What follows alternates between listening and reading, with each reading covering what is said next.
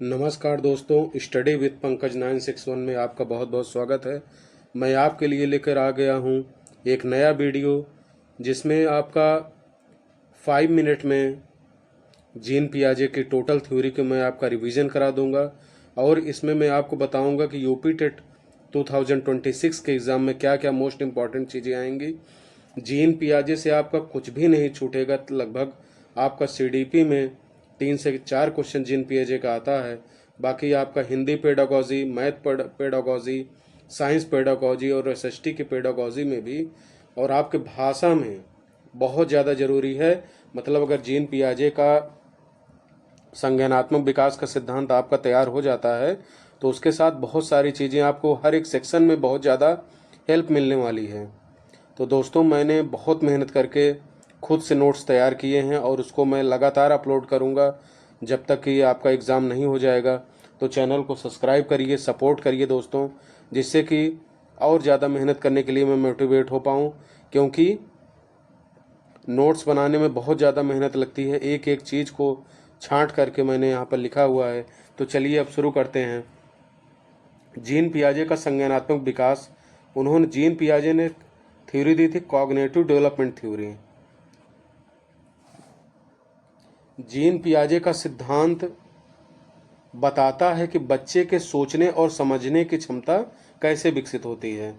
इन्होंने बताया था कि बच्चे के जो सोचने की और समझने की जो क्षमता होती है वो कैसे विकसित होती है, और इन्होंने दी है कॉग्निटिव डेवलपमेंट थ्योरी।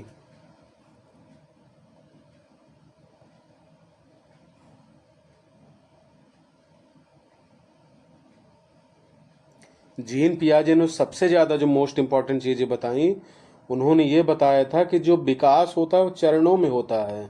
विकास क्या होता है, वो चरणों में होता है। जीन पियाजे ने बताया कि बच्चे का विकास 4 चरणों में होता है। बहुत ज़्यादा इम्पॉर्टेंट है, मोस्ट इम्पॉर्टेंट। इसको आप ध्यान दीजिए कि जीन पियाजे ने बताया कि जो बच्चे का विकास होता है वो 4 चरणों में होता है। कौन कौन सा? संवेदी प्रेरक अवस्था, सेंसरी मोटर स्टेज, बहुत ज़्यादा इम्पॉर्टेंट है, जो कि क्या है 0 से 2 साल।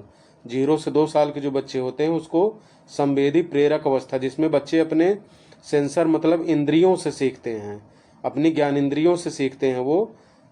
इसके बाद दूसरा आपका है पूर्व संक्रियात्मक अवस्था। जीन पियाजे ने जो सेकंड स्टेज बताई वो बताई पूर्व संक्रियात्मक अवस्था, pre operational stage. Pre operational stage से 2 से 7 वर्ष का आपका होता है, 2 से 7 वर्ष। और जो तीसरी उन्होंने स्टेज बताई ठोस संक्रियात्मक अवस्था, इसमें एज बिल्कुल आप ध्यान रखिए, एज हमेशा एग्जाम में पूछा जाता है। इसको बोलते हैं कॉन्क्रीट ऑपरेशनल स्टेज।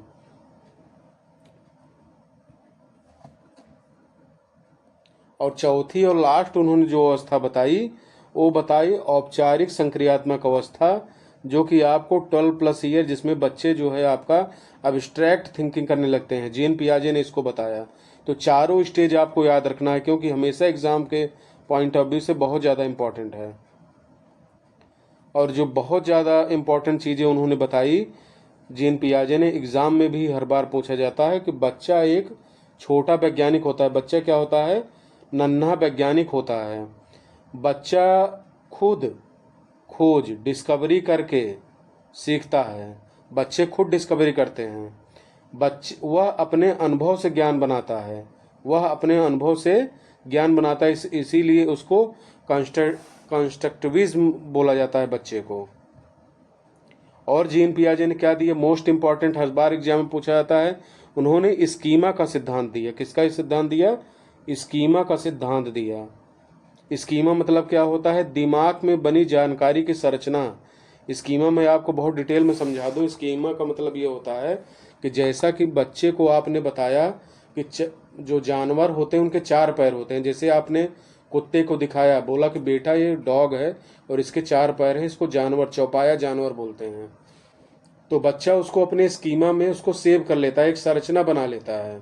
बच्चा नई चीज़ों को अपने स्कीमा से समझता है। बच्चे को आप जो भी नई चीज़ें बताते हैं वह उसको अपने स्कीमा में उसको ऐड कर लेता है।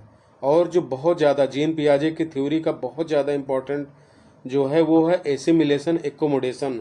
चाहे यूपी टेट का एग्जाम हो, सीटेट का एग्जाम हो, इससे क्वेश्चन आता ही है। एसिमिलेशन मतलब ये होता है नई जानकारी को पुराने ज्ञान से जोड़ना। नई जानकारी को पुराने ज्ञान से जोड़ना, नई जानकारी को पुराने ज्ञान से जोड़ना। ये मैं आपको समझा दे रहा हूँ। इसका मतलब ये होता है कि जैसे कि इस आप बच्चे की स्कीमा बना हुआ है, आपने बच्चे को एक कुत्ता दिखाया और बोला कि कुत्ते के 4 पैर होते हैं, तो बच्चे के अंदर स्कीमा बना हुआ है कि जो भी कुत्ता होता है उसके 4 पैर होते हैं। तो जब भी उसको कुत्ते की इतनी बड़ी बड़ी 4 पैर वाली कोई भी चीज़ उसको दिखाई देगी तो वो उसको कुत्ता ही बोलेगा, जब तक कि आप उसको नहीं बताएंगे कि हर 4 पैर वाली चीज़ कुत्ता नहीं होती। ये मैं अपना अनुभव बता रहा हूँ। जैसे कि एक बार मैं कहीं जा रहा था तो वो जो है जिस गाड़ी में मैं बैठा हुआ था तो उसमें एक बच्चा बैठा हुआ था। उसने जब गाय को देखा तो करीब वो 2 साल का बच्चा रहा होगा, सेंसरी मोटर स्टेज में था वो। तो वो जो है गाय को देख करके बोला, मम्मी ये तो घोड़ा है। क्योंकि उसके स्कीमा में पहले उसकी मम्मी ने बताया था कि बेटा ये घोड़ा है, इसके 4 पैर होते हैं। तो बच्चे ने जैसे ही गाय को देखा तुरंत बच्चे ने रिएक्ट किया कि मम्मी ये घोड़ा है, क्योंकि बच्चे के स्कीमा में पहले से ही वो नॉलेज जो है छुपी हुई है। जब तक उसने उसको एसिमिलेशन, जैसे उसने गाय को देखा तो एसिमिलेशन के थ्रू पुराने नए ज्ञान को उसने पुराने ज्ञान से जोड़ दिया और गाय को भी वो घोड़ा बोलने लगा। उसके बाद उसकी मम्मी ने बताया, नहीं बेटा ये घोड़ा नहीं गाय है। तो उसी को बोलते हैं एक्कोमोडेशन, मतलब उसको बताया गया जब कि ये गाय नहीं घोड़ा है, तो तुरंत क्या हुआ, बच्चे ने समायोजन किया। नई जानकारी के अनुसार सोच बदलना, वो जो है नई जानकारी के अनुसार अपने स्कीमा में बदलाव करता है। तो जब बच्चे अपने स्कीमा में बदलाव करते हैं उसको एक्कोमोडेशन बोला जाता है। हर बार एग्जाम में आता है, ये बहुत ज़्यादा इम्पोर्टेंट है, हर बार एग्जाम में आता है। और जीन पियाजे ने जो बताया कि एक्टिव लर्निंग, बच्चा खुद करके सीखता है, बच्चे एक एक्टिव लर्नर्स होते हैं। अगर कहीं पर भी क्वेश्चन में बच्चों को एक्टिव नहीं बताया गया तो नेगेटिव में आ जाता है। बच्चे हमेशा आपके एक्टिव लर्नर होते हैं। शिक्षक का जो काम होता है वो है मार्गदर्शन करना, ना कि केवल पढ़ाना। शिक्षक जो है बच्चों को मार्गदर्शक का काम करते हैं, ना कि केवल पढ़ाते हैं। बच्चे को उम्र के अनुसार पढ़ाना चाहिए। हर बच्चे की सोच उसकी उम्र के हिसाब से बहुत ज़्यादा उसकी उम्र के अनुसार होती है। बच्चे की जैसे जैसे उम्र बढ़ती है वैसे वैसे उसकी सोच क्या होती है, वो बढ़ती जाती है। और इसका मैंने बहुत ही समरी एक बनाया है, very very important short tricks exam के पॉइंट ऑफ व्यू से, जिसमें पियाजेट के अनुसार बच्चा एक नन्हा वैज्ञानिक होता है जो अपने अनुभव से सीखता है। बच्चे का विकास 4 स्टेज में होता है। बच्चा एक नन्हा वैज्ञानिक होता है, अपने अनुभव से सीखता जाता है, जिसमें आपकी जो पहली स्टेज है वो है संवेदिक प्रेरक अवस्था, जो कि 0 से 2 वर्ष तक होती है। इसमें बच्चा इंद्रियों और क्रियाओं से सीखता है।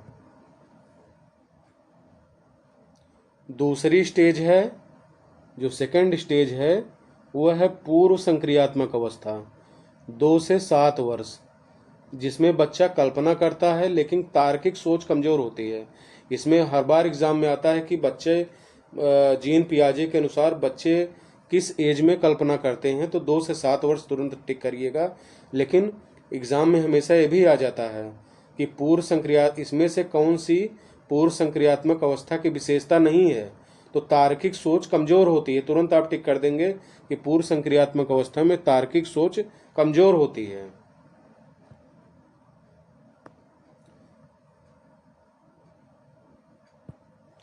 जो आपकी थर्ड स्टेज है वो है ठोस संक्रियात्मक अवस्था, 7 से 11 वर्ष, जिसमें बच्चा तार्किक सोच शुरू कर देता है। तो तार्किक सोच बच्चा किस स्टेज में शुरू करता है? ठोस संक्रियात्मक अवस्था, कॉन्क्रीट ऑपरेशनल स्टेज, केवल ठोस चीज़ों पर। चौथी स्टेज होती है औपचारिक संक्रियात्मक अवस्था, जिसमें बच्चा अब्स्ट्रैक्ट थिंकिंग, मतलब अमूर्त सोच, मतलब जो चीज़ें मूर्त नहीं है उसके बारे में बच्चा सोचने लगता है। और एक बार मैं आपको फिर से रिवीजन करा दूं, एसिमिलेशन, नई जानकारी को पुराने ज्ञान के साथ जोड़ना। एकोमोडेशन, नई जानकारी के अनुसार अपनी सोच बदलना। जैसे कि मैंने बताया कि जब बच्चे ने गाय को देखा तो उसको घोड़ा बोल रहा था, लेकिन जैसे उसकी मम्मी ने बताया नहीं बेटा ये गाय है, तो तुरंत उसने अपने स्कीमा में परिवर्तन कर लिया, एकोमोडेशन के थ्रू सोच को बदल लिया। एसिमिलेशन और एकोमोडेशन के बीच संतुलन को, जब बच्चा एसिमिलेशन और एकोमोडेशन इनके बीच संतुलन बना लेता है तो उसी को बोलते हैं इक्विलिब्रेशन, जो सीखने को आगे बढ़ाता है। ऐसे ही बच्चा आगे बढ़ता है। पियाजेट के अनुसार सीखना एक एक्टिव प्रोसेस है, बहुत ज़्यादा इम्पॉर्टेंट एक्टिव प्रोसेस है, इसलिए बच्चों को खुद करके सीखने को मौका देना चाहिए। अच्छा टीचर वही है जो बच्चों को खुद करके सीखने का मौका दे। दोस्तों ये हुई आपकी क्लास, बहुत बहुत धन्यवाद वीडियो को पूरा देखने के लिए। और अब नेक्स्ट जो मेरा वीडियो रहेगा वो रहेगा MCQ, जीन पियाजे पर आधारित 25 MCQ का मैंने स्लाइड बनाया है, जो कि आपके लिए बहुत ज़्यादा इम्पोर्टेंट रहेगा। दोस्तों चैनल को ज़रूर सब्सक्राइब करिए, बेल आइकन को प्रेस कर दीजिए, हेल्प करिए